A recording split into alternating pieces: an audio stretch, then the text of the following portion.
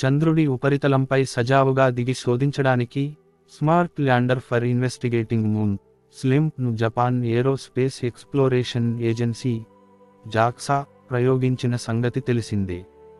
ఈ ల్యాండర్ ముద్దు పేరు మూన్ స్నైపర్. భారత కాలమానం ప్రకారం ఈ నెల 19వ తేదీ రాత్రి ఉదయం 9:10 జాబిలి నేలపై మూన్ స్నైపర్ దిగడానికైతే మృదువుగా సాఫీగానే దిగింది. కానీ పక్కకు డొల్లిపోయి వెల్లకిలా పడిన తాబేలు మాదిరి తలకిందులో అయింది. ల్యాండింగ్లో సంభవించిన ఈ లోపం కారణంగా జాక్సా ప్రస్తుతం భారీ మూల్యమే చెల్లించుకుంటోంది. చంద్రుడిపై తాను దిగడానికి కొన్ని క్షణాల ముందుగా ల్యాండర్ జారవిడిచిన రెండో రోవర్ లూనార్ ఎక్స్కర్షన్ వెహికల్ 2 ఈ ఫోటో తీసింది.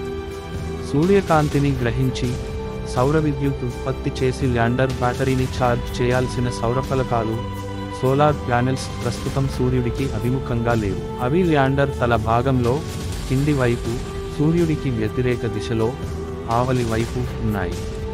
చంద్రుడిపై 15 రోజులు పగలు 15 రోజులు రాత్రి ఉంటాయి.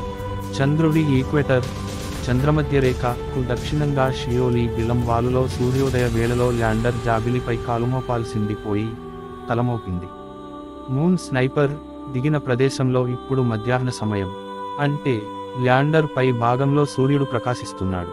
సూర్యుడి కోణం మారి ఎండ కాస్త ఆవలి వైపునకు వెళితే సౌరఫలకాలకు సోకుతుంది. ప్రస్తుతం నిద్రాణ స్థితిలో ఉన్న స్లిమ్ వ్యోమనౌకలోని ఆన్బోర్డ్ బ్యాటరీలో 12% పవర్ మిగిలి ఉంది.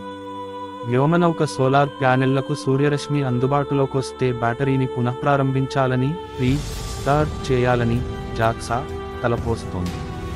అప్పుడు మూన్ స్నైపర్ ల్యాండర్ కోలుకునే అవకాశాలు ఉంటాయి. ఈ ప్రయత్నంలో జపాన్ సఫలం కావాలని కోరుకుందాం.